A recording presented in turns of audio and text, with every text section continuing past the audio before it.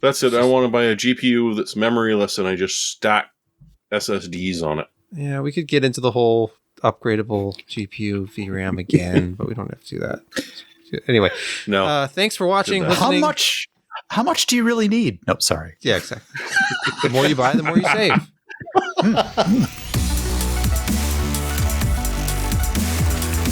Hey everyone, welcome back to the PC Perspective Podcast. We're at episode 727. It's June 14, 2023. I'm Sebastian Peak. I'm Jeremy Hellstrom. I'm Josh Walters. I'm Brett Van Sprumberg. And I'm Kent Burgess. Yeah, we're back, and Kent is back. It just feels like a family, except Josh is traveling. But he didn't want to miss out. We have such camaraderie on this show. It's like, we have to... I don't know where Josh is. I don't think anybody does. He's keeping it a secret. Nobody knows. Except on Twitter. And nobody can keep a secret on Twitter. Yeah. But he's got the retro headset.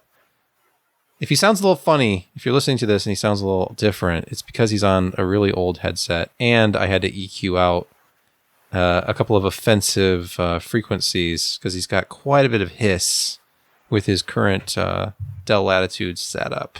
So apologies for that. You can, yes, very high quality. And speaking of quality, you can increase the quality of Josh's headset and other things by going to patreon.com/PCPer. That's PCPer. What is C in military phonetic language? Charlie? Papa, Charlie, Papa, Echo. What's R? Radio. Yeah. Romeo. That's right. Papa, Echo, Papa, Charlie, Romeo. I'm not going to do the Patreon part, though. You have to figure that one out. No, probably not. Yeah. So, yeah. Thank you, Carl S. You get the special shout out this week. Carl S is from Austria. You can tell by the way he writes his Patreon. He gave us money. It was great. So thank you, Carl S. Austria thank you, rules. Carl. Thanks, Carl. Yeah. I hope that was appropriate, but it was definitely Josh. Oh, speaking of Josh, let's go to the most important segment of the week. Yeah, I'm in Minneapolis, and I went to a place called Crave in the West End, and they were highly suggested to me, and I had the Wagyu burger. It was quite tasty. Probably the best thing about this were the truffle fries and that aioli sauce that's right above the fries. It's a rosemary garlic aioli that was fantastic. The burger itself was good. Had some mushrooms, melted Swiss, butter lettuce, hydroponic butter lettuce, something like that. A mushroom reduction, and also a garlic aioli on the bottom. And it was served, perfectly medium, and it had great mouthfeel. But if you really think about it, Wagyu steak has, lots of fat in between all the muscle, so it gives you a very buttery thing. But if you think about it, hamburger kind of turns itself into Wagyu because you're distributing all that fat. Josh, don't give away the secret. I know. And so, I'll tell you though, 2 beers and this was $50. So that was kind of grim, and I didn't enjoy that. I guess you didn't expense that one, eh? Well, I do get a per diem, and I only ate once today. So well, there you go. Yeah. So I'll get it paid for. Nice. Fair. On to news, and we begin with a story about everyone's favorite graphics card company, NVIDIA, and the 4060, which is obviously the most popular graphics card launch of all time. At least the 4060 Ti was, but the 4060 non-Ti was originally going to be released in July. I don't remember the exact date, but now it's officially being moved up to later this month. I think, June 29. NVIDIA was tweeting out about this. Now available to order starting June 29 at 6 a.m. Pacific. $299 for this incarnation of the 4060, which only has 8 gigs of GDDR6, begging the question, $300 for an 8 gigabyte card in 2023? DOA. And it's 128-bit. Waste of silicon. Just wait. Just wait for the YouTube. Okay, let me ask you this. Okay. When the RX 6600 was released, how expensive was it? $299 or $319, something like that. But anyway, it's not unheard of that a lower level card is at that price range. And obviously the 4060 is faster than the 6600, which is good. But they're still getting us. Oh, this particular version I reviewed, it looks like it was $329.99 at launch. Yeah, well, I think that's what it was selling for. I don't think that was what it was supposed to be. That was the thing. It was one of those launches where I don't think they could give me a price, and then I had to publish, and then I don't think I ever went back and updated it with the price. It was way tell you the MSRP, but you'll be mad at us, and so. Yeah, exactly. Yeah, I can't find the regular 6600 launch price, but it looks like the 6600 XT launched at $379 MSRP. Ooh. It's higher than I thought. Oh, yeah, 329. The 6600 was MSR was 329. There it is. Oh, okay. Okay. I mean, this card, the 6600, it's only 128-bit, only has 8 gigs of memory.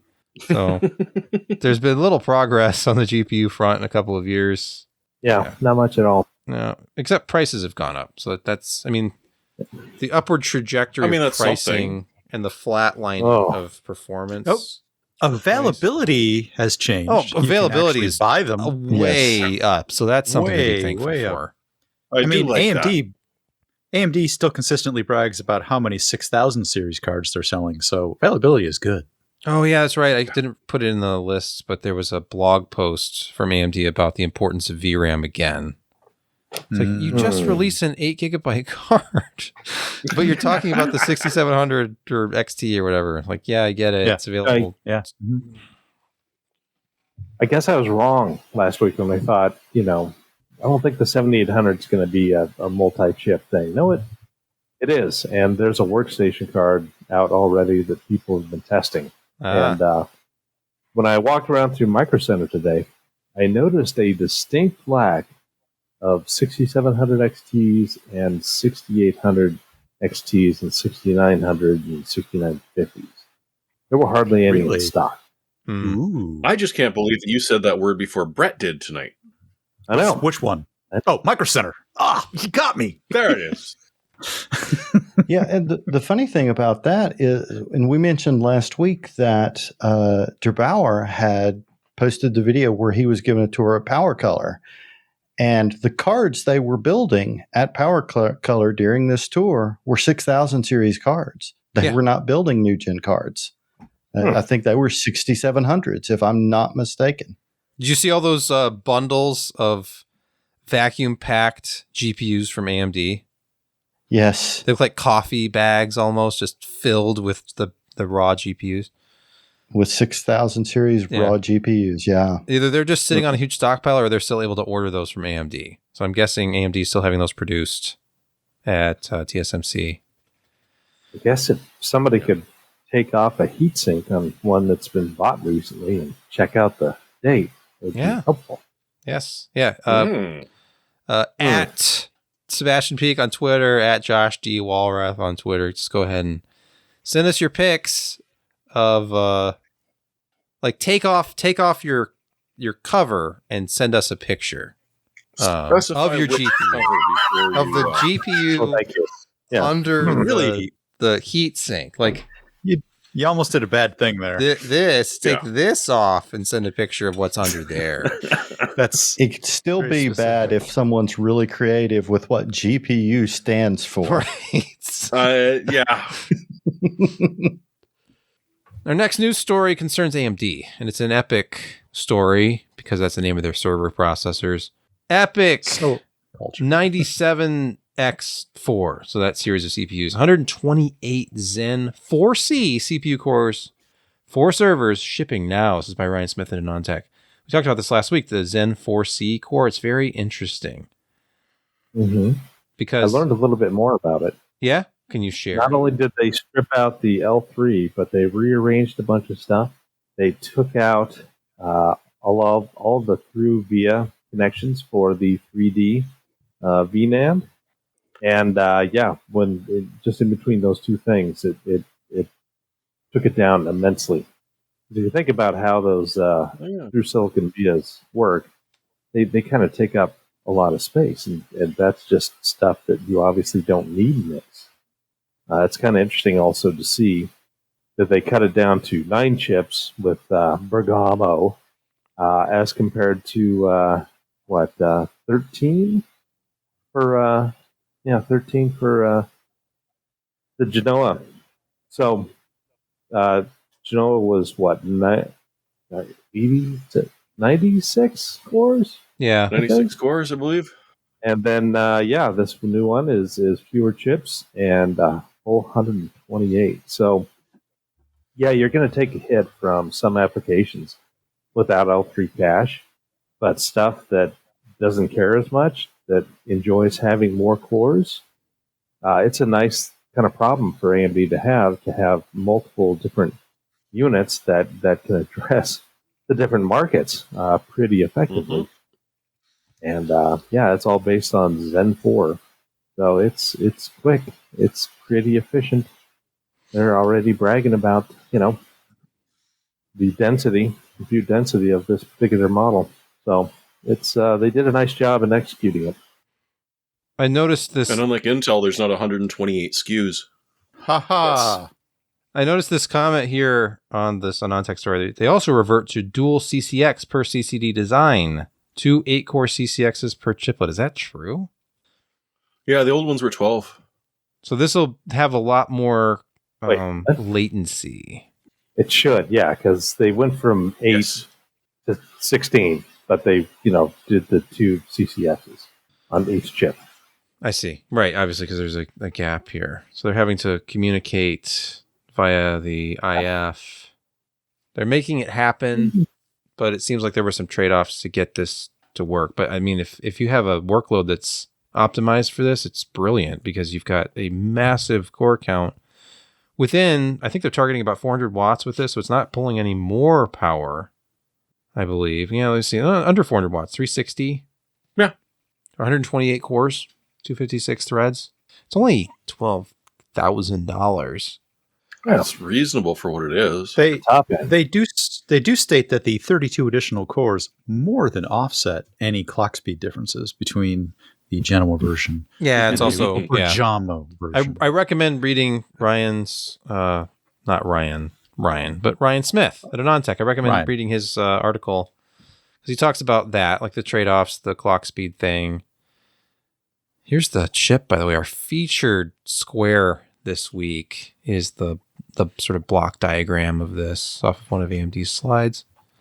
Anyway, exciting things happening. It's a pretty dense compute. Yeah. Very dense. But that's not what's hot right now. Obviously, it's always going to matter. It's always important. And it's for the cloud. That's what the C stands for, according to AMD. 4C is for cloud, that new core. But... And clout. Yes. But that's not what's hot right now. Obviously. It's AI. It's all anyone wants to talk about. It's the new blockchain, and it's everywhere. It's in every email title that I get. It's just pervasive. People are on stages talking about AI. AMD CEO Dr. Lisa Su was on stage introducing AMD Instinct MI300X Leadership Generative AI Accelerator. 192 gigabytes of HBM3, 5.2 terabytes per second of memory bandwidth. And the Infinity Fabric bandwidth is 896 gigabytes per second. 8 HBM3 stacks, 4 sets of GPU or CPU tiles. Yeah, chiplets are out, tiles are in. Wait, wasn't tiles what Intel was calling chiplets? Oh, damn, you might be right about that. Yeah, something about super glue. I don't know. Yeah. Yeah. So they have 2 versions. One with CPUs installed, and then others that are just pure RDNA GPU. GPU core. Yeah. That insane amount of memory bandwidth has to squeeze down to only a 900 gigabit per second interface on Infinity Fabric. But you see, the memory is communicating directly with the chiplets, and so you're getting all of that memory bandwidth, the local work that is requesting it. And it's just when you need to, kind of communicate between the chips and maybe make a jump to another set of memory, that's when it will slow down. But it's still, the aggregate for locality is good, but you're going to see slowdowns in certain areas if it does require a lot of communication and access of memory that is not local to their local controller. They figure that they can definitely compete with NVIDIA because, NVIDIA's laughing and saying, what, you've got 4 blocks? That's never going to be able to meet what we put in like the H100, which is obviously what they're aiming at. But with that insane amount of memory bandwidth being localized, I have a feeling that, for these CDNA GPUs can do significantly more work than twice as many of the NVIDIA equivalent. But we have yet to see, of course. Has anyone seen the Instinct unit, which is massive and has this huge heatsink on top of it? Are you getting flashbacks to the G5 Mac Pro at all? Oh my gosh, you're right. But that PowerPC G5, I've worked on so many of those, and they had these huge attached heatsinks just like this. And you put the whole module in there. I just keep thinking back to Jensen pulling a big thing of those out of the oven. Yeah. I was going to say, I can remember some ancient Cisco kit that had something like that on it. But this is just their first attempt, right? Their next generation is actually going to mix 3 GPU tiles and 1 CPU tile into a single. So you won't have to actually swap them around. But the thing is that, if you've got 4 of those that are pure CPU and 4 that are pure GPU, like, what are you not going to be able to do? You can hug people's faces. That was an impressive layout with 8 of those jammed onto the same. Oh, yeah. I'm not even sure what to call that board. It's not. I don't even know what to call that interconnect. It's not a 1U, I'll tell you that. No. Big. I would call it big. Yeah. And heavy. Yeah, big. Expensive. I think that's one phrase. The world's first data center APU. Oh, that's what that's called. It's a data center APU. Yes. That they just populated with 8 of those clustered bricks. So for a traditional GPU, MI300 will be a GPU-only part, which makes sense because GPUs have GPUs in them. And then for the Instinct MI300X... MI300A has the CPUs included as well. Oh, okay. Yeah. I think the 300A is going to be coming out first. But they're not entirely sure that the software stack and everything can take advantage of it. Mm-hmm. And so they're doing the pure GPU that, they're aimed at the data center that has this huge amount of throughput and a ton of cores. They're kind of hedging their bets there, which is good. Yeah, and this is their first CXL device too, so that should be interesting. Hey, Jeremy, you were right. Intel did kind of put tiles out there as their version of chiplets. So it's funny that AMD has kind of come around to the same nomenclature and calling this setup a set of tiles as well. Interesting. AMD, you don't have to be a follower. You don't subcontract Intel's chips anymore. It's a long time ago. Anymore. Mm-hmm. Yeah, I'm kind of curious what kind of work AMD and Intel are doing together on the software side, because even though there are tools out there and there are non-CUDA applications that run this stuff, the majority still is CUDA, like 80+%. Just because, again, they seeded the universities 15 years ago with GPUs and examples of CUDA, and then they signed on a bunch of professors who are in some of these universities to teach this stuff, and now all of those people are software engineers out in the real world, and they're familiar with a tool called CUDA, so they're going to use it. But AMD and Much to Intel and AMD's dismay. That sounds like what Apple did with education way back in the day. And every school seemed had the Apple II. It did work to some degree. Yeah, but then look what happened long term. See, AMD's playing chess. So they're thinking like long term. Nvidia, yeah, you've got the lead right now by massive. Yeah, do you really think that Nvidia is standing still?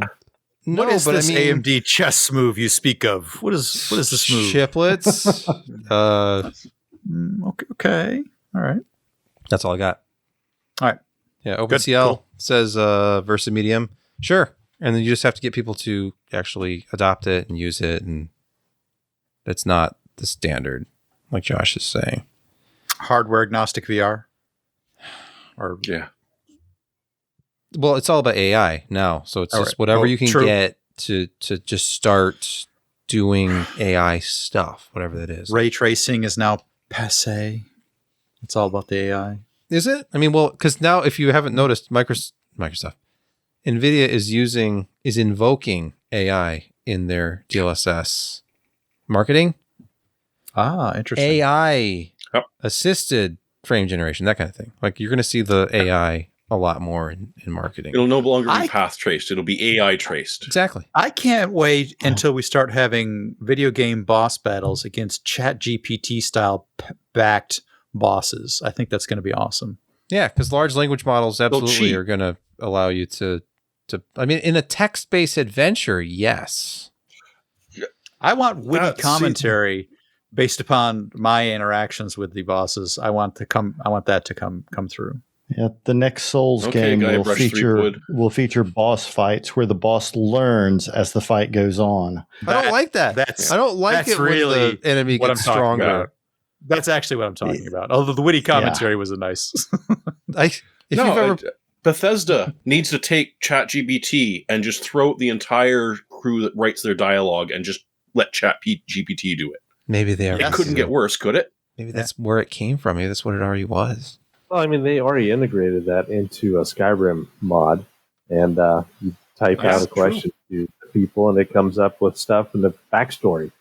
Except, of course, and it takes apparently it got 5 seconds to respond to you.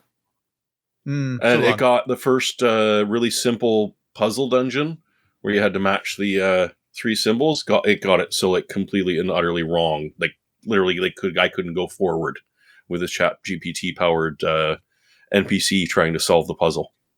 Literally, the first dungeon, the first puzzle is just like, nope. Supposed to be a serpent.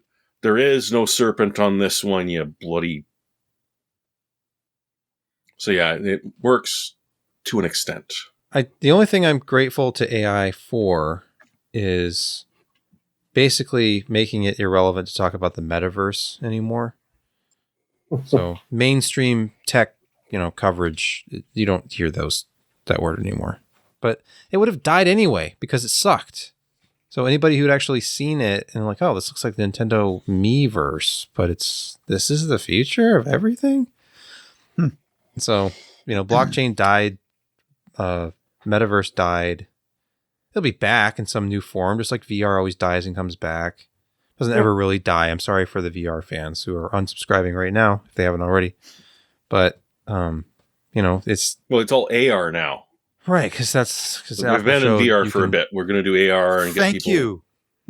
Thank you, Apple, for giving us the next thing. We didn't even talk about every that. Time we get, I don't want to talk about that. We don't need to. Every time we get into the discussion about AI, all I can think about is Lawrence Fishburne in a completely white room telling Keanu Reeves that we marveled at our own magnificence as we gave birth to AI. And I just think about The Matrix and Terminator. And it's only a matter of time. I just didn't want it to happen in my son's lifetime. I just want to keep him from that.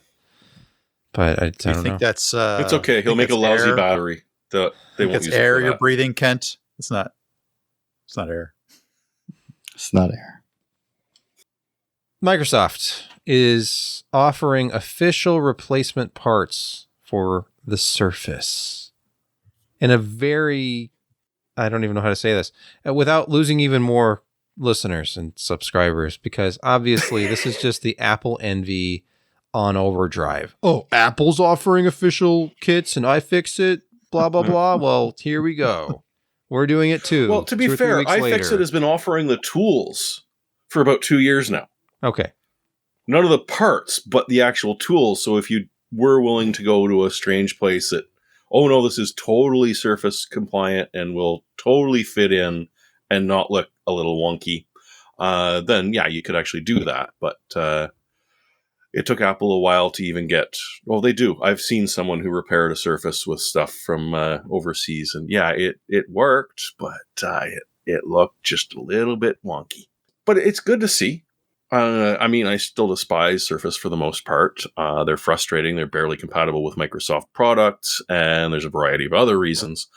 But, you know, being able to, once the relatively comprehensive warranty is done, being able to replace the parts yourself without paying the exorbitant fees that Microsoft will, I'm pretty sure they learned that from Lenovo and IBM. Because, yeah, oh no, we'll totally replace your screen, but it's going to be $5,000. Well, but I could buy the new one for $4,000. Well, you could do both. So yeah, they're going to be able to get some stuff. Some of the stuff is crazy. There was the Surface Pro, which to be fair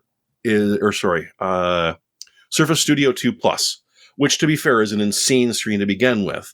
But $1,750 for a replacement screen is just enough to make you get a new device at that point. Get a new one. Seriously. I'm looking at these prices. A little front camera, $125. Yep. Rear camera, $125. So, depending on which model you have, it makes more sense to buy a scrap one on eBay and just harvest the parts. Certain things, do they have like gonna look weird? Because the Surface was specifically designed so that nothing would properly fit in it except for their stuff. Yeah, I mean, like get their stuff. Like buy a broken one. Make yourself a Franken Surface. Yeah. Okay. It's a Surface 9 with a Surface 7 camera and a Surface 8. And the one that made me laugh the most, they'll sell you an official Surface SSD. Yeah. Because all the parts that are in there, there's one that is pretty ubiquitous and it's not going to matter where you go with. So it's a standard M.2 interface, not like Apple with their own proprietary effing one, and you have to buy an Apple one. Some of those are even serialized. It's disgusting. Well, it's for your security, Brett. Hey, we did forget one thing about AMD. Yes. They released their 3D V-Cache Genoa as well. So in a single platform, you have, 1.13 gigabytes of L3 cache on a package? That's like bigger than my first it's bigger than like my Pentium 133 hard drive. Yeah. So, yeah, it's just kind of ludicrous. And that's going to be just so smoking fast in a variety of applications that really require that L3 cache. And you've still got a ton of cores to throw at it. So, yes, it will play Crysis. Probably in software mode pretty well. Yeah, multiple times. Good Lord, there's a lot of L3. Mm-hmm. 96 megabytes of L3 for every 96 meg chunks. Well, so eventually the AMD 3D V-Cache is going to have more RAM on it than their low-end graphics cards. Each core will eventually have more graphics, will have more memory than a 4060 gigs per core. Yeah. Memory. We're away. It's never been cheaper, and it's never been so elusive. Memory and SRAM are getting harder to shrink. So I don't know if we're going to see these massive improvements. Yeah, I mean, if only we could just make the cards bigger, we could fit more RAM on them. But I guess, I mean, this is a big card. What is this? This is the 4090. And it has a lot of RAM in it. It's as big as your head, by the way, almost bigger in scale. So this is a 4090 Founders Edition, and it has 24 gigabytes of GDDR6X. And they could put 12 more chips on the back of it easily. And 48. And then you got little 7600 has 8 gigs. Obviously, look at the difference. It's clear The difference is obvious. Just make GPUs bigger. And then you can put more RAM on them. That was NVIDIA's problem. They went too small with the industrial design of the 4060 Ti. and if you have to have a micro ITX case, just cut a hole in the back and shove it through. Yeah, just go open. Put it on top of a motherboard box like a real enthusiast. Yeah. Did you see that Gigabyte actually, going on to another segue, they designed a card where they rotated the 12 PVR, 12 volt high power in a way that will not bend the cable. Oh, no, I didn't see that. No, seen that one. But which one is that? There's some pictures of it, and it actually made so much sense. It's like, how did Gigabyte think of this? Hold on, here we go. So here's a story at videocards.com. Look at that connector on the back. Yeah. That. The EVGA 4090 prototypes. Oh, the EVGA had it on the back too. That's right. They were on the back and not on the side. The prototypes. Yeah, I don't think that made it to production though, did it? No, it did not. Do you think? Yeah. Do you think the EVGA 40 series ever made it into large scale production? No. I think GN and Jay's 2 cents are about the only ones who have. GN and Jay's 2 cents each got a working model from it, and apparently there were just a handful of those. And yeah. My only concern about this design is if it's on the back, how can you constantly monitor how far your 12 volt high power cable is plugged in? Can I trust it when it's out of view? Like, do I just set it and forget it, or do I constantly push on it and make sure it's in all the way? Push it until it clicks. Oh, wait, it doesn't do that. Well, sometimes it does or doesn't, and then you think it does, or maybe it's just the thing rubbing against the metal next to it. Like, oh, it clicked, but it didn't click, and then it burns up, and you can't even see. I'd have to put. You'll notice. I'll put a baby monitor in there pointed at the connector so I can just constantly monitor on my phone. Yeah. That's a good idea. Yep. I mean, 4090s cost almost as much as a human life, so it makes sense to use a baby monitor. Speaking of which, Ken, have you sent me that too? Huh? What's that? I said, Ken, have you sent me one of those spare 4090s that you got hanging behind? Oh, not the spare 4090. Okay. He claimed in Discord earlier that soon he hopes to actually incorporate that into a system and not just use it as wall art. Mm-hmm. That's behind him. If you're watching the video, it's behind him and on your right. It's the one you can't see because he's hiding his shame. Aren't there two of them there? No, the other's a 4080, and it's empty. There's no PCB in it. Oh. Because it's in a water block. Okay. It's a shell of its former self. And you'll keep that Founders Edition shell up on the shelf just to show off, right? Absolutely. You should attach it loosely somehow to a different PCB so it still looks like it's a real 4090 that you don't need. The cooler is so big, no one can tell. That's true. And then just put stacks of money around it. Just prop it up with $100 bills. I would use That's so gold redundant, coins. though. Yeah. Gold coins around it. Bands that would look nice. Cash. Mm-hmm. Pre-1982 bearer bonds all stacked around it. Mm-hmm. All right. Let's move on to the next news story. PCI Express. There's a standards body or whatever it's called. PCI-SIG. Not 4, not 5, not 6. Well, I mean, we've all been frustrated. Sarcasm warning. We've all been frustrated by the lack of PCI Express 6 connectivity because we've already saturated 5. Everyone's adopted it. It's gotten really cheap to get PCI Express 5 storage, peripherals, other cards. All the graphics cards are obviously on 5. Some of them I think are coming out on 6. So PCI-SIG is like, well, we got to do something because these fast GPUs with terabytes of memory and all this bandwidth, they need a fatter pipe. So why don't we double the bandwidth per pin again delivering 128 gigatransfers per second of data rate and up to 512 gigabytes per second bidirectionally via bi-16 configuration, according to this press release. We're going to call it PCI Express 7.0. The industry's ready. Version 0.3 now available to PCI-SIG members. Pay a huge fee and you can become a member and you can get access to these slides that are being shared anyway through, I think, Tech Power Up got them, and then other people are citing Tech Power Up now.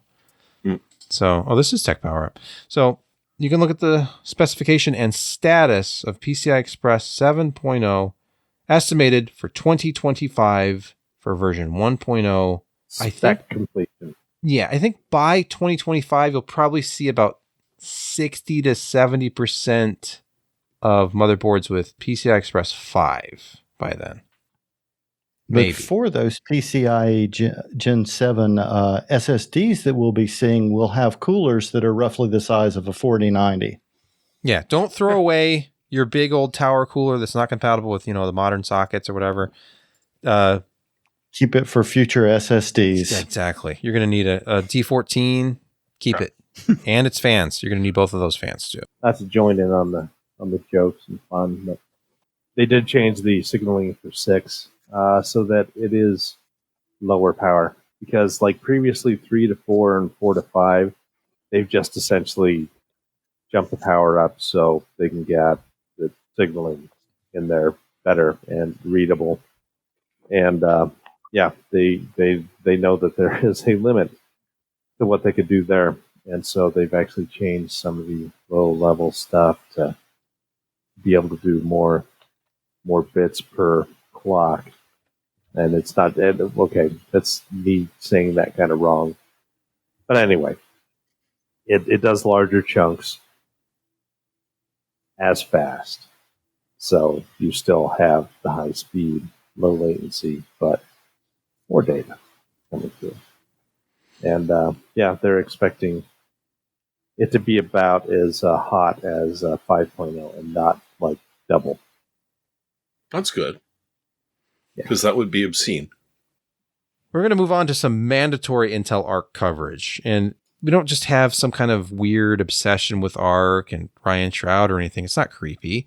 It's topical because they keep releasing graphics drivers constantly. Every time you blink, there's another beta driver in the channel somewhere. Haven't they hit the point now where they're releasing drivers for games that don't actually exist yet? I think so. I've never heard some of these. What is this? Layers of Fear? Something exists. But they have a driver for it, and it'll improve performance. Counter-Strike 2, Aliens Dark Descent, F123, that just came out. I think that's just out. Coming out June 16th. Okay, no, that's still not out yet.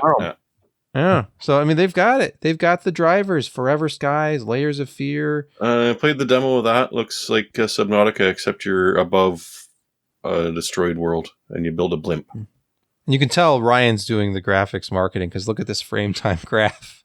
A la PCPer showing. Now, this is funny because if you look at this graph, you're like, oh, look, this is higher. Well, higher milliseconds actually means lower performance, but it's more consistent. And that's what Ryan / whoever actually did this, Ryan, is Ryan's new intern. Let's see. The author of this post is Zachary Hill. So is that Ryan's alter ego? Looks strange. Just Ryan with a hard part, long, half-shaved hair head. Yeah.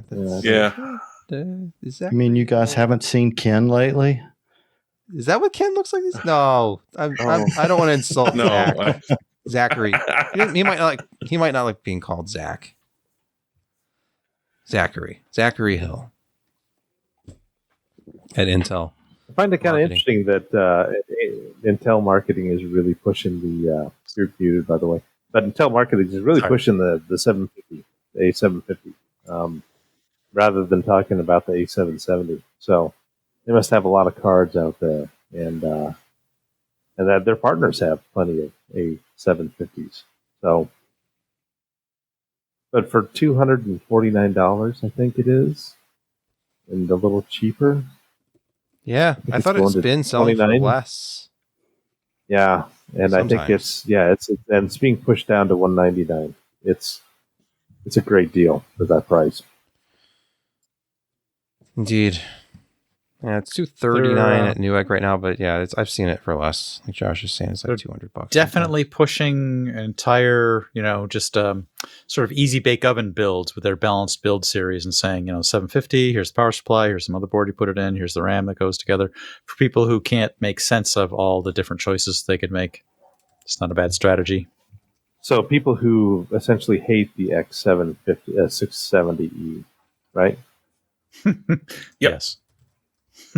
Look, this just works. Just get it. For those people, put this together and that's just going to work. Let's keep talking about desktop graphics cards, which are obviously a growing market. Everybody is getting excited about desktop graphics cards these days because they're more expensive than ever.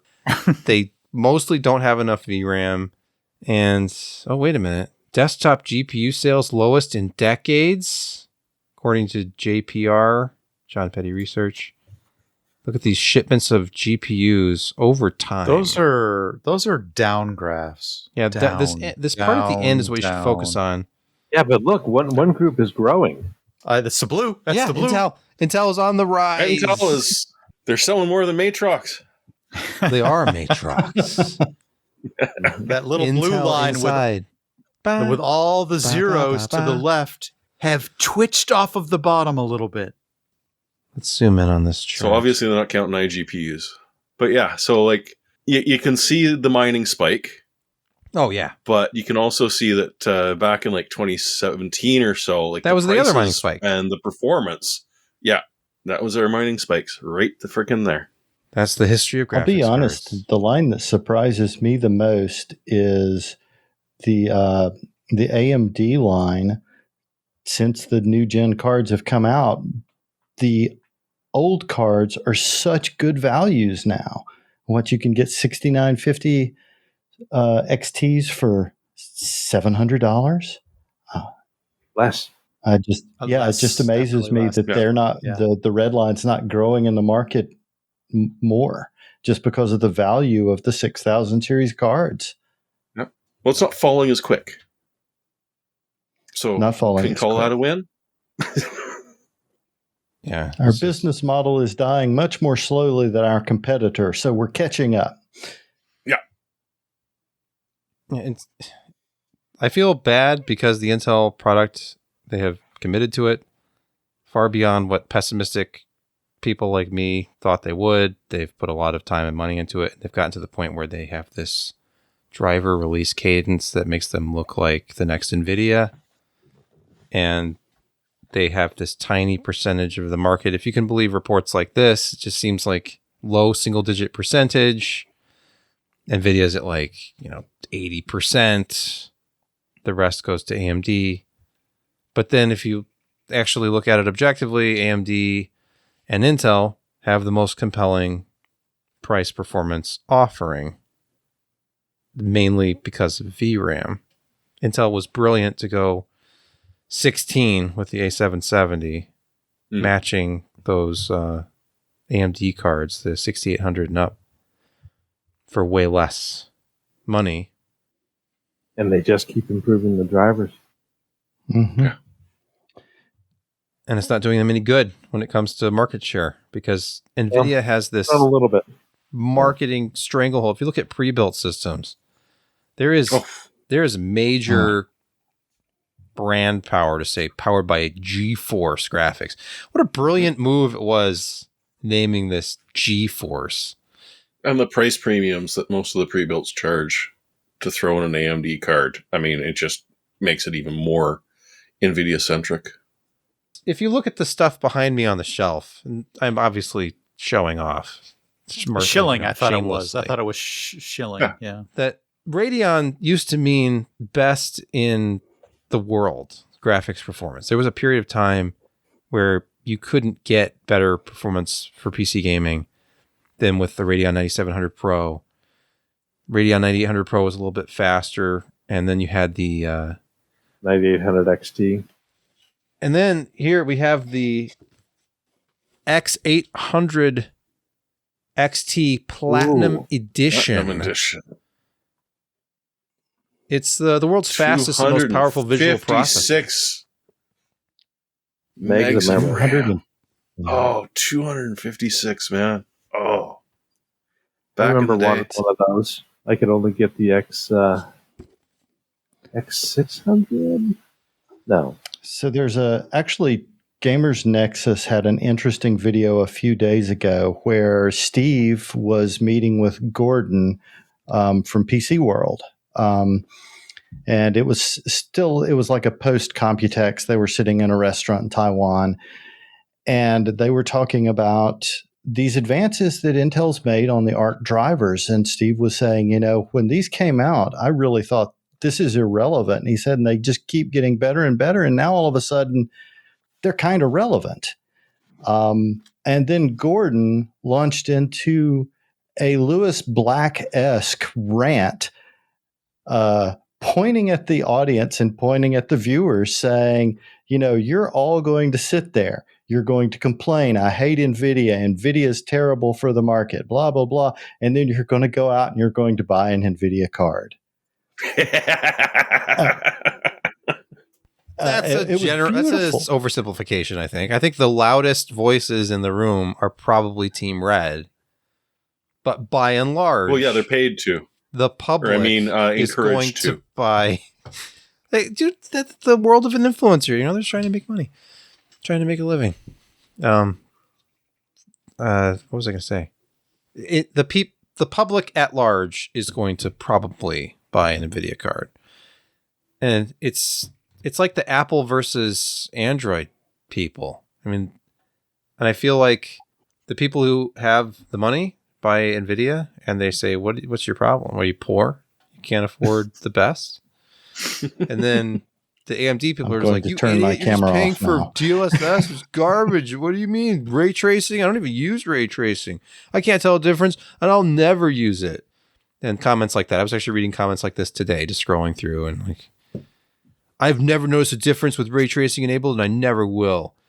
And okay, you haven't seen one. Show me one example. Have you seen the fully path trace stuff? It was amazing.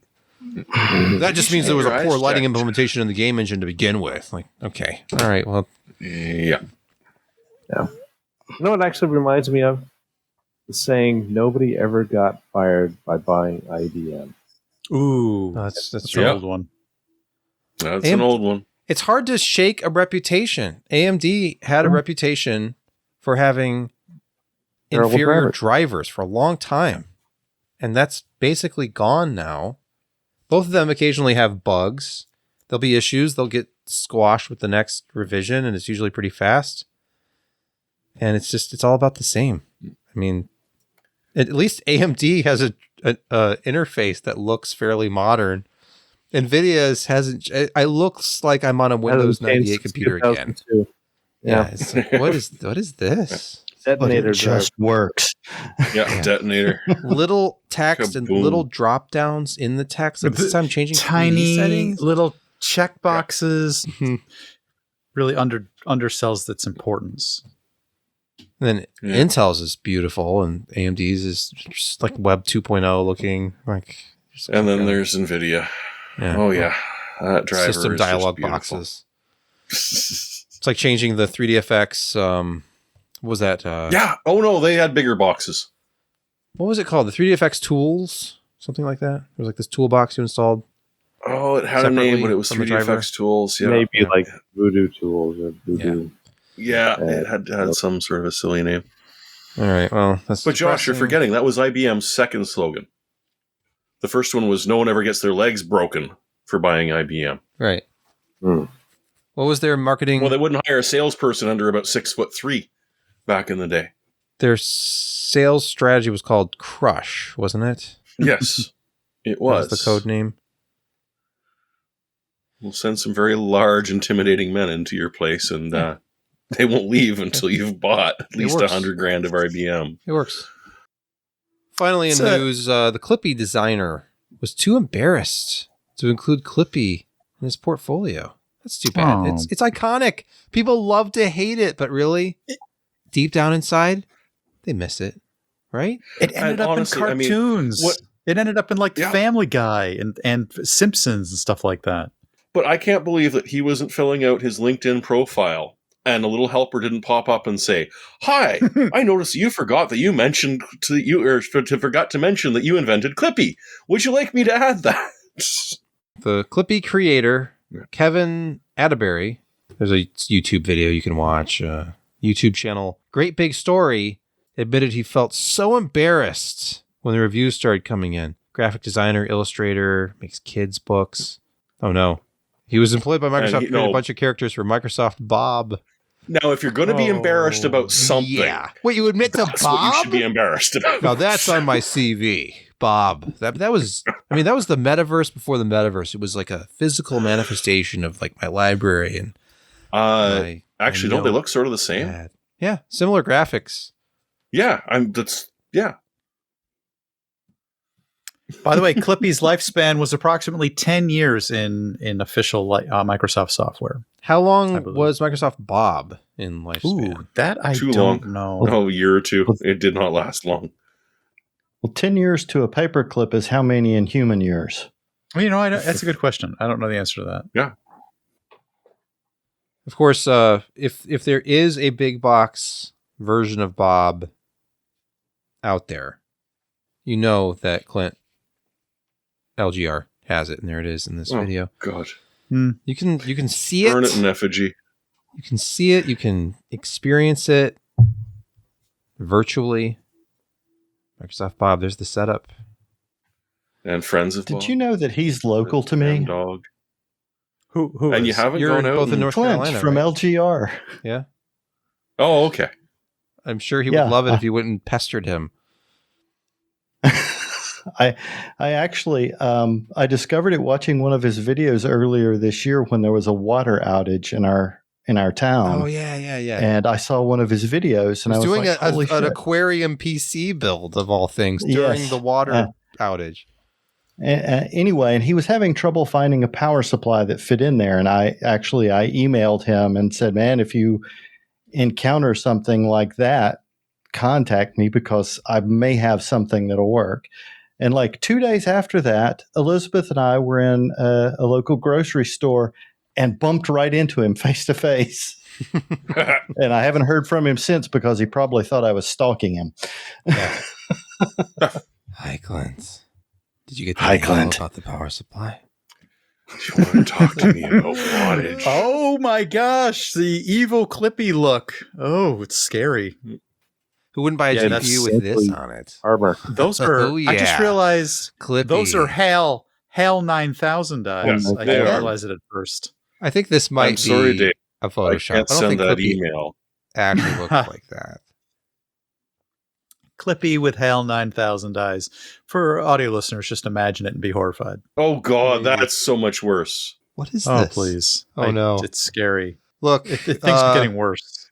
It's time for Security Corner. And let's begin with yet another on by default voyeuristic Microsoft Edge feature to disable.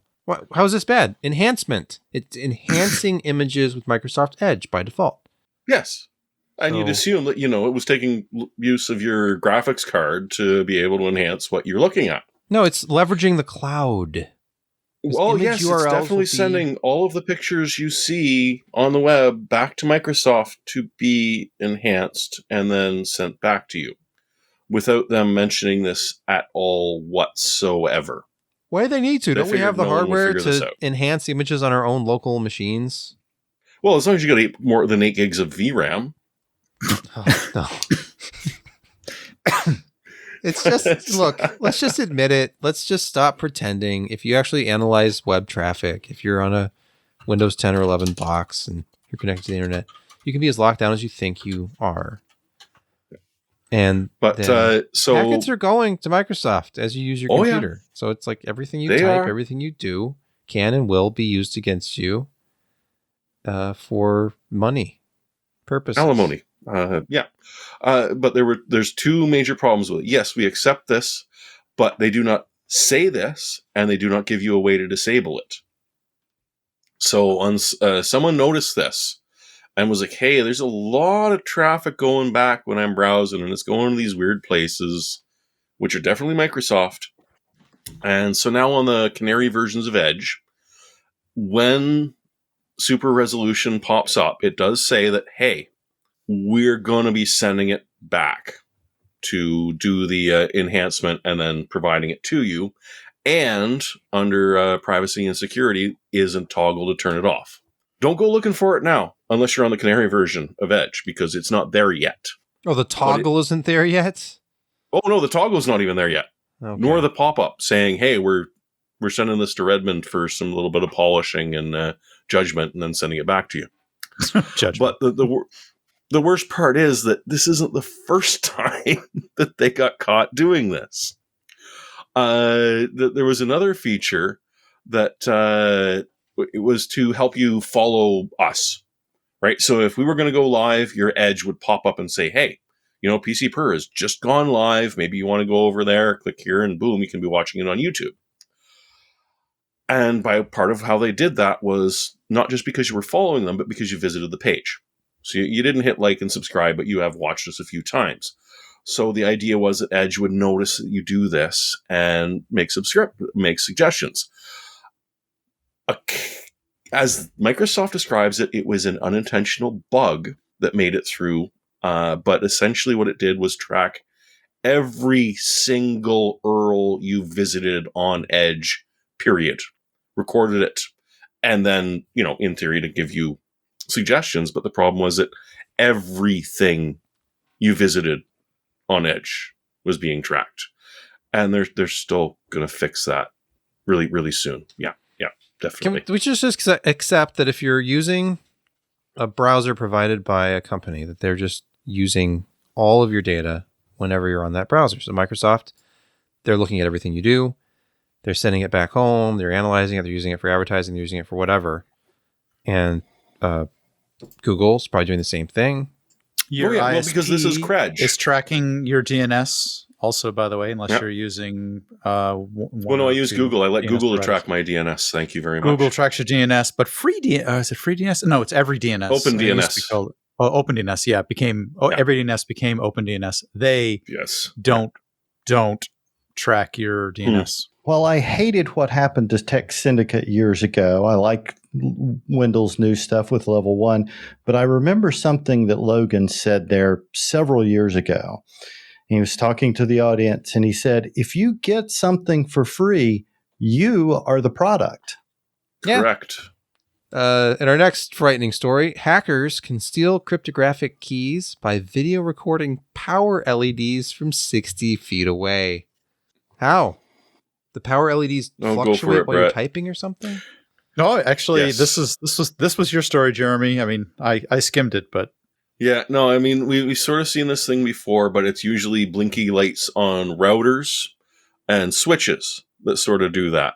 But the nasty thing is that it sort of turns out that there are some side channels on even your power LEDs, which will blink in a specific way. And they didn't fully explain how they did it, which is bloody good. But what they did was use an internet-connected surveillance camera. So picture they hack into a place. They don't do anything but grab a hold of security cameras. They were able to take a high-speed video of a power LED on a smart card reader, and theoretically of just about any other peripheral device which has the power blinking. And it pulled a 256-bit ECDSA key off of a government-approved smart card. 256-bit.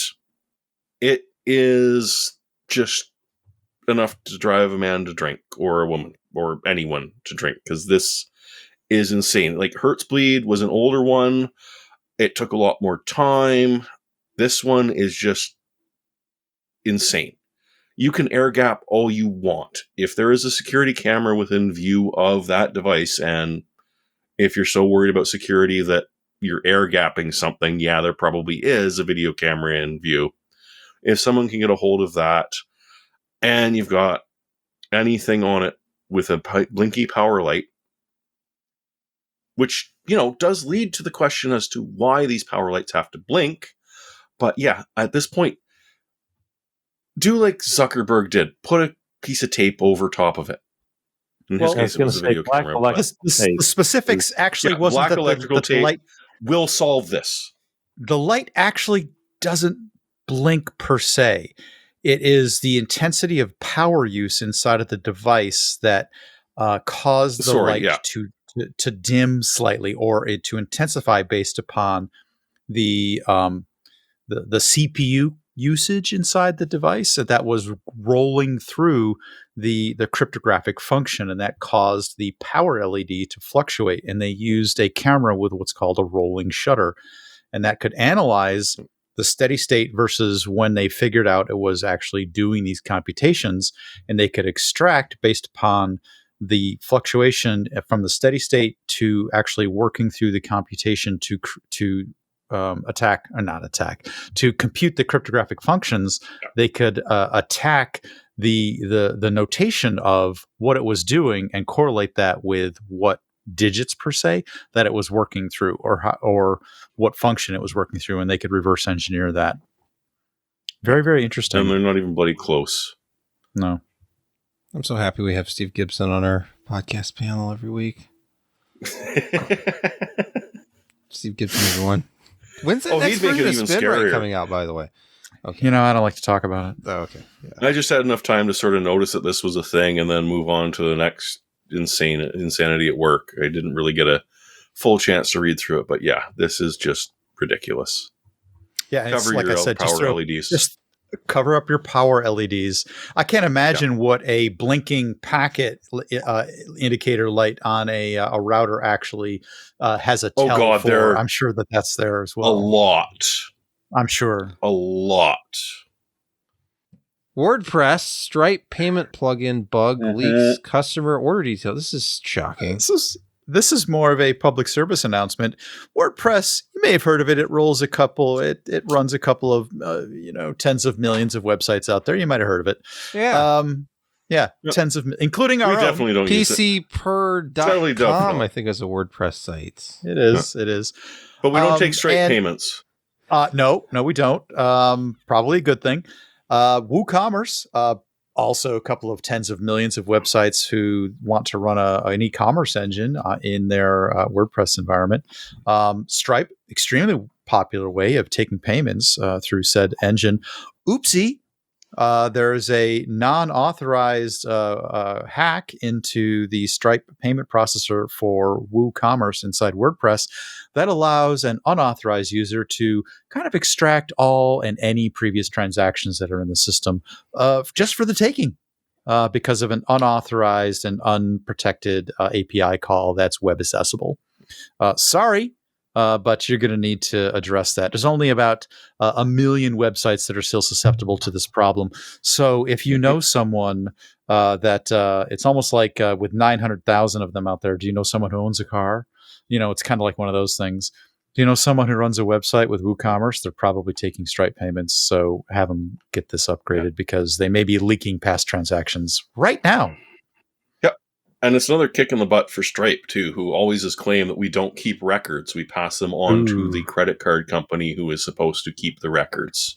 True. Keep them for a very limited amount of time, and then we just delete them. And every time something like this happens, it gets caught that, well, no, Stripe don't delete shit. But it is attacking the client website, not Stripe per se. Yeah, it's attacking the records available it's attacking WordPress on the client website. So. But Stripe is still holding on to stuff they say they don't, or at least pretend to say they don't. Let's just say that the information package that's coming out is not stuff that you want publicly available. So you should go lock this down.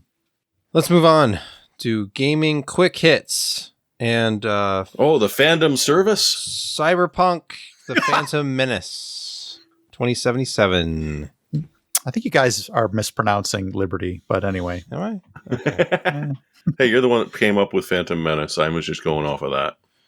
True. So, unless this is a prequel, then I guess that doesn't make any sense. But coming later, September 26th. You got a while to wait because, it's CD Projekt Red and they really want to make sure it's ready this time.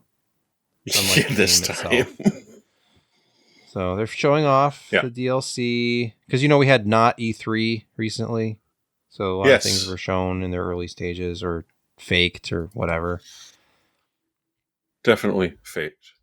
But it'll be like the Witcher expansions, where once you've gone through the main plot long enough, you will be granted the opportunity to take on this new mission. They have a whole bunch of different endings to it. And just to make it truly annoying, if you get a certain ending on Phantom Liberty, you can get a different ending on the main game. And they're not saying anything about what that might mean or anything. They're just saying that, yeah, if you do everything right on that one, then you do everything right in the main campaign, maybe you can get a different ending. I'm just curious to see how much this is going to break, because they've got Cyberpunk a lot better than when it was launched. Now they've got a lot better than 6 months after launch, but it still seems that the city is just, Night City is very precarious, and you add one little thing, and next thing you know, here come the cars appearing out of nowhere. Let's ask Kent what he thinks. There you go. I played through the campaign again. I think it was around October or November, and with all the latest patches, and the game played perfectly. I didn't encounter any bugs or any odd crashing. It played perfectly at that point.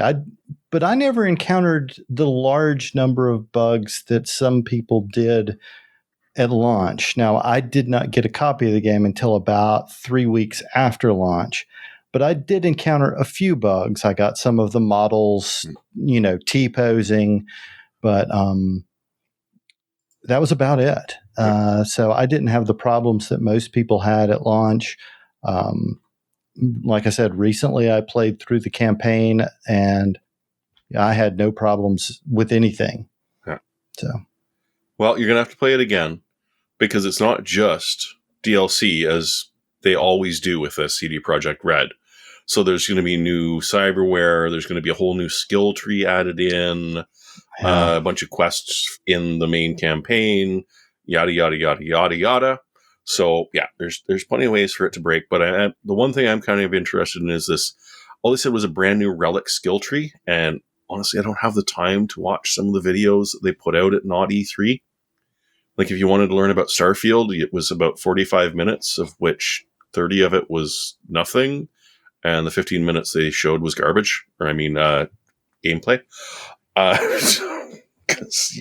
suspected that there was going definitely to be not No Man's Sky. No, totally not.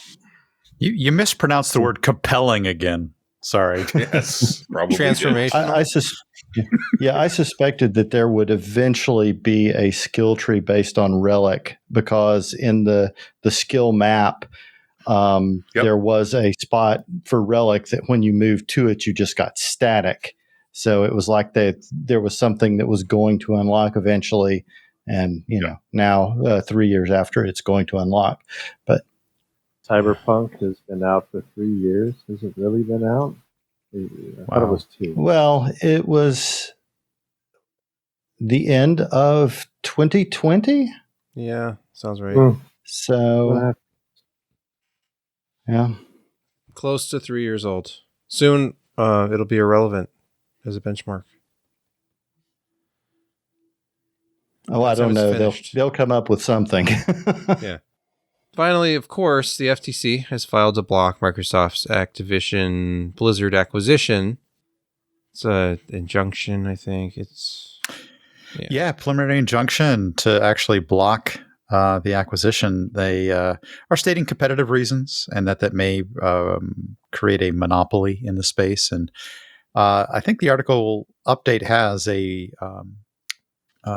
write-up on the recent release of Diablo 4, which Josh was his pick last week of how cool that was, and Overwatch 2 as very successful new titles from Blizzard.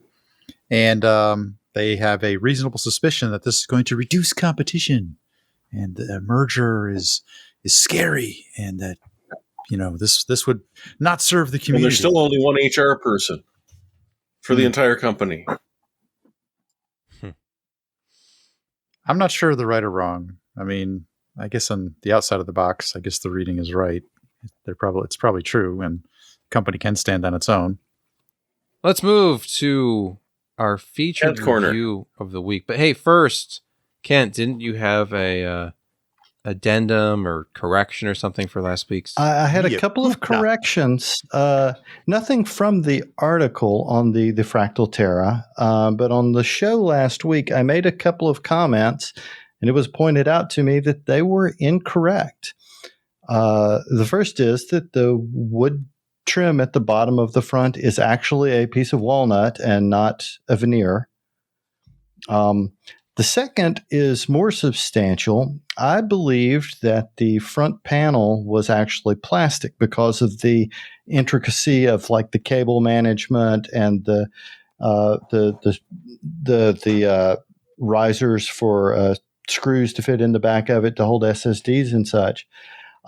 It is actually a machined 8mm thick piece of aluminum. What? And I actually think you can probably find a couple of photos of the inside. If you look at the one where I'm inserting the fan there. Oh, okay. That's actually all machine work. Really? Yes. At that price point. Bloody hell. That actually what blew me away when I was first informed of this.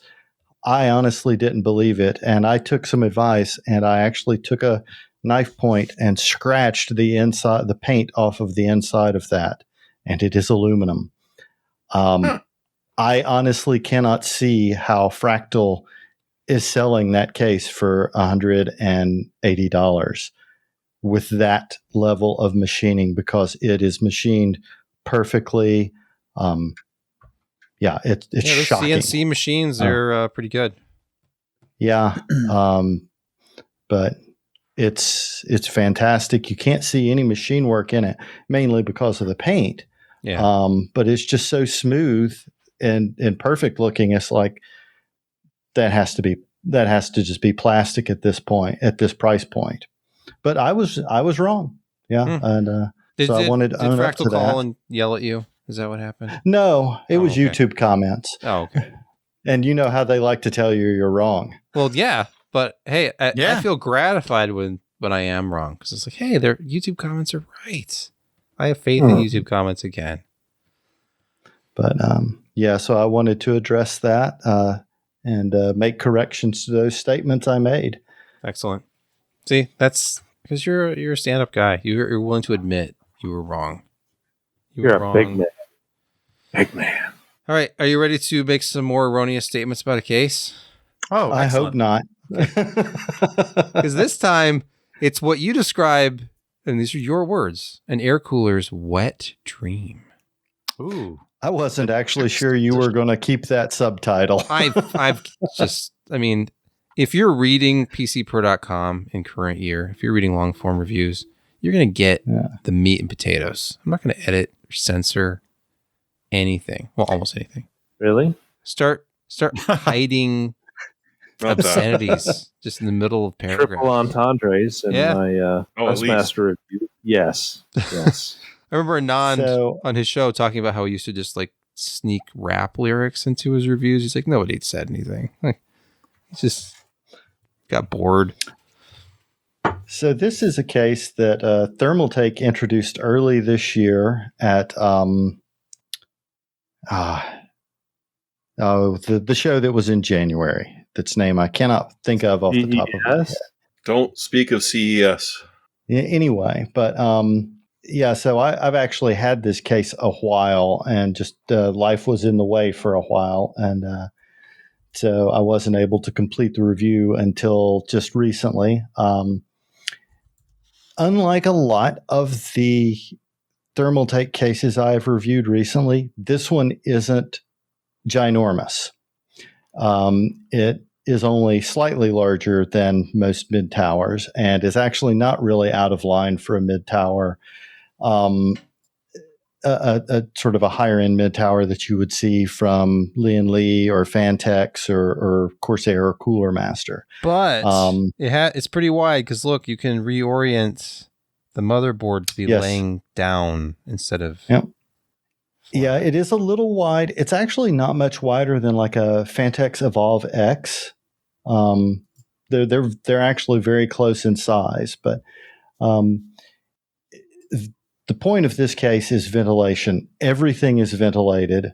Yeah. The front is extremely open. The power supply basement is extremely open. Even the side beside the power supply has ventilation there.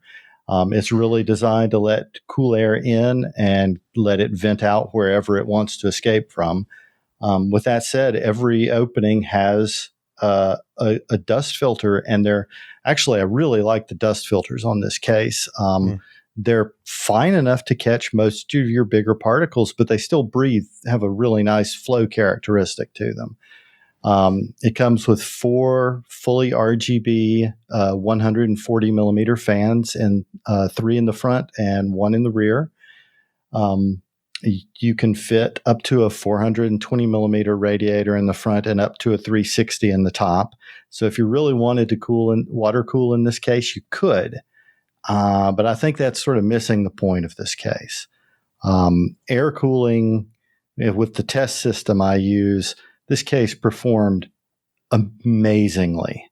It was the CPU temps were actually lower than the bench testing. And get some positive pressure in there. That often you've got happens. the positive pressure. Now, I tested it 2 ways with the fans.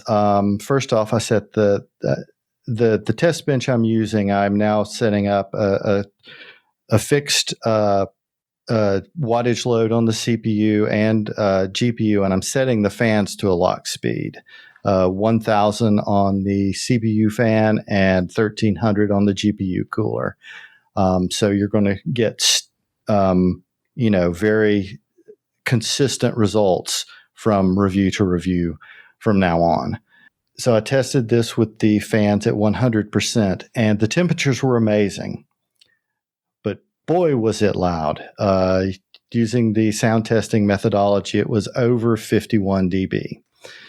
I lowered them just a little bit. I wanted to set like a noise normalized 40 dB. And I did so, but at 40 dB, I discovered these fans, they were spinning at about 1,010 RPM, and they created a resonance from about 1,010 to about 1,090 RPM. So I lowered it just a bit to 39 dB. They were still spinning at about 990 RPM, but the resonance was gone. Actually, if you look at the chart where it's at the 40 dB range, you can actually see the spike where the resonance was happening at a little over about 275 hertz, and then the higher noise range is much higher than you see at the 39 dB range. And that's what it looks like at full speed fans, 51 dB. You're at blower style fine. graphics card sound levels there, over 50 Yeah, dB. it's but even at the sub 1,000 RPM range on the stock fans, the temperatures were fantastic, both in the CPU stress test, the GPU stress test, and in the gaming stress test. The temperatures were fantastic. This case just flows so much air. It does a great job. With that said, once again, I ran into quality control issues with the Thermaltake case. I see a picture with super glue. Yeah. Yes. So previously on one of the Thermaltake cases I reviewed, several of the motherboard standoffs had been installed cross-threaded. This one, the center 3 screws, top, middle, and bottom for an ATX motherboard, were all stripped. The 3 standoffs had been installed so tightly that they stripped the threading, and that's part of the issue. Is the sheet metal used on it is a little thin, and so those standoffs would just spin. So as a temporary fix, I use super glue to hold them in place. A more permanent fix would be to find a nut of the right size and then tighten it down from the back. But it's just a quality issue. This is a case that retails at $169.99, and there's generally around $10 shipping on that. And in comparison to other cases in that price range, the performance was great. I just don't feel like the quality was there. The top panel is a very cheap feeling plastic. The sheet metal is a little more flimsy than I would want to see. The tempered glass side panel is only 3 millimeters thick, and just about every other case from a major brand you see at this price point, a tempered glass side panel is going to be 5 millimeter thick or even thicker. It's just like the quality wasn't there for a case of this price. That being said, you can find it for $150 instead of $170, with still $10 shipping. And at that price, some of those shortcomings are a little more forgivable. I guess maybe in this market, have things really gone up that high that $150 is like the new $100? Yes. Yeah. Because honestly, I mean, I'm nothing against Thermaltake here. I'm just saying, like, the fact that the reason you get such great thermals is the extremely high noise levels. Can I draw your attention to this product here? Not very well received. When Corsair went back to air cooling, had that giant tower air cooler a couple years ago. The thing would offer very good performance if you had deafening noise levels, and otherwise was not very high performance. Like standard fan profile, I wasn't even doing 100%. Standard fan profile on the motherboard, it was hitting 48.4 dB under load. So I mean, it got very, very loud. But yeah, if you're okay with noise. But this case actually still performed very well with the fans at a lower speed, and at 39 dB, it was completely tolerable. Even sitting just a couple of feet from me while I was running the tests. Hey, tell that to a fanless enthusiast, Kent. Tolerable? Well, to a fanless enthusiast, you're probably not looking at a case with this much ventilation. No, because that's how they run their that's builds. True. Yeah.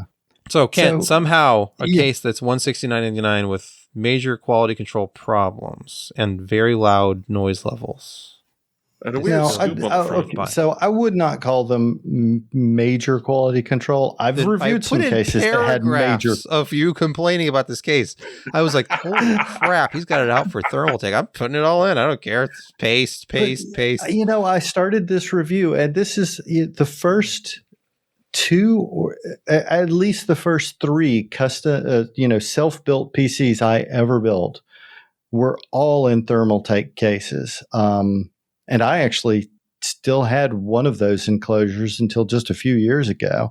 And so they've sort of got a special place in my heart. And I keep pulling for them. And, like I liked the Tower 500. It was just, it was a well-made case. It was just huge. It's the size of a dorm fridge. But other than that, it was a great case, and it just keeps coming up that it's like I keep ending up saying, this case did well, but and that's where I keep ending up with them, unfortunately. And I do like this case, just other than some of the issues I encountered while building in it. And it's a shame because it does perform extremely well. There's so much ventilation, air coolers. If you're an air cooling enthusiast, this case will perform very well for you. And Kent, I can't see it. It's back here in the corner, but it's dark. That's a Thermaltake 100 back there, and it's a wonderful case. It's right here. It's dark. It's right there in the corner. Yeah, the Tower 100. Yeah. Tower 100 is a lovely case. Love it. Yeah. And I didn't experience any build quality issues, and it's air cooled, and it's well, and that was the way gaming system. Yeah, that was how I felt about the Tower 500 that I reviewed. It was huge, but it was a very good case. I didn't run into any quality issues with it, but it was huge. They do have from the CES that just happened, or Computex just happened. CES was the one in January, and Josh was right. Mm-hmm. So Computex just happened, and they were showing off at Computex a Tower 200, I believe it was, that's another ITX case, but it's slightly larger than the 100. It looks like it's going to have a little better cooling support in it, so that'll be exciting to see. Oh, I can't remember the case that was in, but I did have one that came with a Thermaltake X-ray. The cigarette lighter in the 5 1/4 inch drive bay. I can't remember what case I had it in, though. It was huge. And it's the same sort of thing where, if there was a nuclear war, you could hide inside the damn thing. Oh, that's nice looking. This is a Tower 200. That's the new 200, yeah. So is the 200 an MATX, or? It might be an MATX. It might be a micro ATX. That would make sense with the 100. I know at least one of the people that was going through the Thermaltake booth at Computex had said that it was ITX, but I think I did hear someone say it was micro ATX. Micro ATX. And seeing those photos of it. And most perfect form factor in the history of the PC. Let's move to picks of the week. Josh, please get us started. Hey, okay, so I'm on a work vacation trip in Minneapolis. Got to get up early tomorrow and drag some heavy equipment out of the basement turbine, the wind turbine. So I'm looking forward to that. That's why I'm probably grimacing. The Alienware? Well, it's not Alienware, but Micro Center did build it. But speaking of Micro Center, my pick of the week is going to visit Micro Center. This is, nice. I think that's the first time I've been to a Micro Center. I went to some other ones in the past, but this is a new experience. And if you've never done it before, you really just need to make the trip because it has all the things. It's got all the people that help you out. So, yeah, that's my pick. Go visit a Micro Center just because. Don't buy anything. Buy a network cable. Who cares? Yeah. To the people who live near one, who just think, of course, everybody's got a Micro Center. It's like McDonald's where I live. It's not. It's not in every state. There's like 24 locations in all of the U.S. Brett, are you not muted? In Canada? So don't bitch too much. You're just doing. No, I'm just not. I'm just not verbally stepping on you. I wanted you to continue your rant while I was like, "What? Just go to Micro Center. What's your problem?" It's like the closest Micro Center is like 3 or 4 hours away. So you should just walk over to your nearest Micro Center and just get shop your private the aisles plane until you find what you want. I mean, how difficult is that? It's all sitting right there. I mean, here's the problem: the Micro Center in-store prices are very attractive until I start calculating. Wait a minute, it's going to cost me $40 in gas just to get there. So all my savings are gone once I factor in gas. So I just never go. You live. Yeah, the closest Micro Centers to me are about 3 hours away, and I wish there was one much closer. As a water cooling aficionado, it would really be nice if I discover I need a certain fitting to just be able to drive somewhere and get one instead of having to order it and wait 4 or 5 days for it to get here. I've had some like networking of gear. a certain size. I've had networking gear go down, and I've gone out and gotten the exact same replacement unit at Micro Center off the shelf. And it's it's not stuff that you can find easily. All right. So, Jeremy. A serious sim racing section. It's nuts. It did? Yeah, it's like an aisle that's split in half, and it's got high-end sim racing gear and stands and all of that. It's like, I didn't know you can actually purchase this stuff. Yeah, anyway, just put it in your truck and drive away. And the water cooling detail. The aisle of water cooling is extremely detailed, and with different brands and manufacturers, imported stuff from EK. It's impressive. Yeah, it's great if you got one nearby. Jeremy, I think everyone should have one nearby. Yeah, sorry. So go ahead, Micro Center. I don't make that happen. What's your pick of the week, Jeremy? Coincidentally, it is also sort of a broad pick, like Josh went for. I've got a Dell S3220 DGF, and about 6-7 months ago, I bought it in 2020. About 6-7 months ago, it developed a bright pixel, and so I wanted to hold on to it for a little bit, just to hope that Dell, ran out of these and had to send me a newer monitor and replacement, because the Dell Premium Panel Exchange is brilliant. If you don't know about this, if you buy like an S series or several of the other sort of ultra sharp high end, like the U's, the UPs, the D's, and the S's, you've got 3 years where if you develop a single bright subpixel, or about is 6 or 8 dark subpixels, depending on where you're looking at, they will replace the entire bloody monitor. Done. And so I made this complaint yesterday because I looked at my warranty and I realized it actually expires on the 18th. So I did drag it out a little bit longer than I wanted to, but hey, my warranty is expiring in 5 days, but hey, I've got a bright pixel. All right, go through the thing, take a picture of it. And I'm now watching you on a brand new replacement monitor. It arrived within 24 hours. Now I deal with Dell on a professional level, so that might be a little bit, they might have done a little bit of a thing for me, because they know in my professional life that they don't want to mess with me. But, it was just, as a personal thing, the Dell Premium Panel Exchange is brilliant, because you've got 3 years where, seriously, you get one bright pixel, you're getting a new monitor. There are some brilliant ones. AOC is great. Gigabyte is great. There are a bunch of great monitor suppliers out there, but not all of them do this sort of premium panel exchange that Dell does. And I was kind of impressed that they did it within 24 hours, and thought that I might mention that to be nice. And to let you know that, hey, it's a thing. Very nice.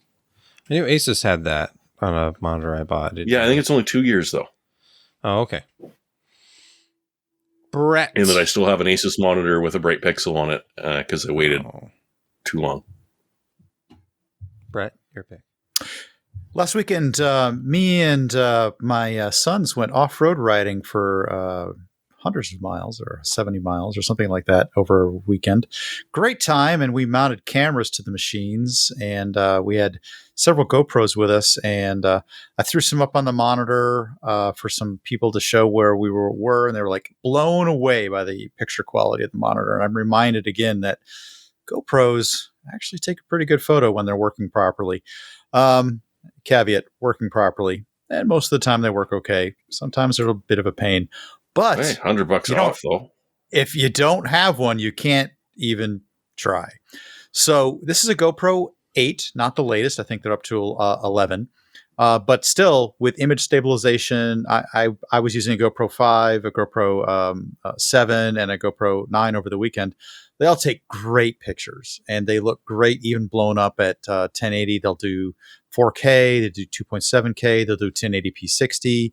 I know that the 8 will as well. It's a fantastically fun device to use in motorsports or any sports activity, or even just vlogging or something like that. At $199, if you don't own one yet, this might be the time to pick one up. So this is the GoPro Hero 8 Black for $199 from Best Buy right now. Are you at all weirded out that it's constantly recording and just not saving? They don't all do that. You have to turn that on. Most of them do, but they do that like where all of a sudden you hit record and it's already got like 2 or 3 seconds before you hit record. Backwards. There is a configuration that allows you to do like go backwards in time, an even greater amount of time. You can turn that on as well. Yeah. Hey, maybe it's creepy, but then that first time you almost missed something and realize, oh, I didn't miss it. Then you'd exactly. Yeah. Okay with it.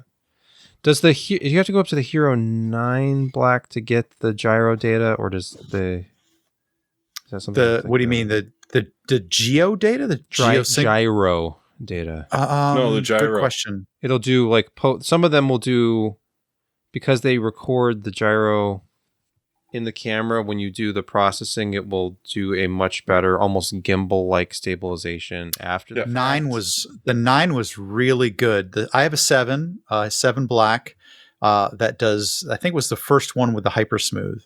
Okay. It does a pretty good job, although they've continued to improve that generation by generation. The 9 is super, super solid. I can't imagine the 8 is going to be any slouch at it. Well, if it is, just bring a chicken with you. I have a 5 cube, one of the very, very small micro ones. In fact, Hot Wheels actually made a couple of cars that you could drop this GoPro cube on. Oh, nice! I have two. Yeah. I have 2 of the Hot Wheels cars. They're actually pretty cool when you put the camera on it. But anyway, oh damn! I'll have to look that up for my niece. It even does a pretty good job with smoothing, although they just call it stabilization. Once it got to the different methods. You can do it by cropping the sensor, kind of moving the image around, or you can do it and with finding. It's actually like an oversampling, and then they find the smoothing part of the image. Yeah, because you don't need the full thing. Like if it's a 5K sensor, you're only shooting at 4K. You've got some extra pixels to move around. Exactly. Hypersmooth 5.0 is on the Hero 11 Black. I don't remember if that's the gyro. I know the latest one does have that. Like I said, I have a Hero 7 that has the first generation, I believe, of Hypersmooth on it, and it does a very, very good job. Although you can tell the difference between the 7 and the 9. I don't own an 8, but the deal for this is $199 for an 8, and it's got at least the second generation of Hypersmooth on it. Yeah. My only issue with GoPros has always just been that fisheye kind of ultra wide look to everything. Yeah, you can tune that. You can go to like narrow, wide, ultra wide. Right, but you're cropping in at that point, so you're not getting the same. Okay. They're also a little wonky sometimes, but I've had some issues. I feel superior with my little camera setup, and then it's like, this thing is huge. Like, even though it's a small camera, you put a lens on it, and then you've got like, it's like, I understand the appeal. It's tiny and it's durable and it does what people want it to do. You throw the images up on a screen after you've done some sporting thing or some, mechanical or motorsport thing, and people are blown away by the picture quality. They can't believe it. It's like it's really sounds really like good an looking. Infomercial almost. I know. I'm sorry. Was the product provided? Do you have to do a disclaimer? But I do own a couple of them, so okay. I did put my money where my mouth was. So who's next? Kent. Sebastian. That's your check. No pick. Oh, okay. And in the interest of time. Kent. Okay, so there's 2 things you can be sure of in this world, especially when it comes to this show. The first is we're going to talk about ARC, and the second is at some point during the show we're going to shill for Solidigm. And Solidigm on Newegg right now. I miss you. Solidigm has the craziest deal on a quality SSD I think I've ever seen at this point. A 2 terabyte PCIe 4. It's the P41 Plus. It's not the P44. It's $79.99 with a $5 off coupon code. That's extended to $74.99. Yeah. And this P41 Plus, not to step on you or anything, but that takes full advantage of the Solidigm Synergy software. Yes. Synergy. And 2 terabytes. It's also 40 cents a gig. Yeah. It's 4 cents a gig? 4 cents a gig. Yeah, 4 cents a gig, not 40. It's 40 Canadian cents a gig. But yeah, fair. It's been a long week. But no, 4 cents a gig, and it'll go faster thanks to Alan. Yes. So I saw that, and I was like, "That's my pick this week. That's just got to be the pick. That's the cheapest quality SSD I've ever seen per gig, and it'll probably be cheaper in 2 more weeks because Flash just keeps going down." Yeah, and Solidigm, they're a new paradigm of solid state storage, it says here in the marketing. And that will give you some insight into their name because they're solid state, paradigm, Solidigm. Yeah. Oh, hell, it's only $126 in Canada. It's cheap as chips. 6 cents a gig. That's Cheap as insane. chips. Yeah, it's Sweet as nuts. I actually, when I saw Seriously, that ad, I linked it and I looked and just made sure that I was looking at it correctly because I could not believe that 2 terabytes was going for that price from a good company. No. It wasn't that long ago that finding a 256 gig SATA SSD for $80 would have been, how many can I buy? You know, it's just, yeah. And now 2 terabytes. Something about shucking external drives. Yeah. Wow, that is an amazing deal. For us Canucks, too. Their P44 So Limeys was should check it out as well. 119 for the 2 terabyte today. Oh, really? The P44? Yeah. Things are getting so damn affordable. See, so much for Ryan's Law, eh? So now it's Alan's Law. Alan's Law. Let's see. Yeah, the What's that, P44 1 cent a Pro gig? on Newegg, 2 terabyte, 129, and there's a 10. Well, it ends in 2 hours, but you save another 10% with a promo code. So I mean, they're very aggressive. It's another $13. See, this is what you get for watching us live. Yeah, if you're watching the video, I mean, you're going to miss this. But there's a website called newegg.com. I think it's like because eggheads, like computer people, and then they have a warehouse full of computer parts, and you can order them on over your phone line or something. I don't really know how it works. It goes through like a tube. Yep, it's a series of tubes. Mm-hmm. Well, because there's more than one web store. The internet as we know it. I seem to recall I made a pick just 3 or 4 weeks ago for 2 terabytes of QLC for $120. And here we are now seeing it for $75. Mm-hmm. And then the P44 Pro is up to TLC. And it's not that, I mean, there's a premium attached to it, of course, but it's still so damn cheap compared to just a year or two ago. Graphics cards have gone up, but memory and storage keeps dropping and dropping, and it's glorious. Just use integrated graphics. Forget the AAA titles, unless you want to play them at like 720 low. All right. For those high frame rates. And that's it. I want to buy a GPU that's memoryless, and I just stack SSDs on it. Yeah, we could get into the whole upgradable GPU VRAM again, but we don't have to do that. Anyway, no. Thanks for watching, listening. How much do you really need? Nope, sorry. Yeah, exactly. The more you buy, the more you save. All right. Well, thank you.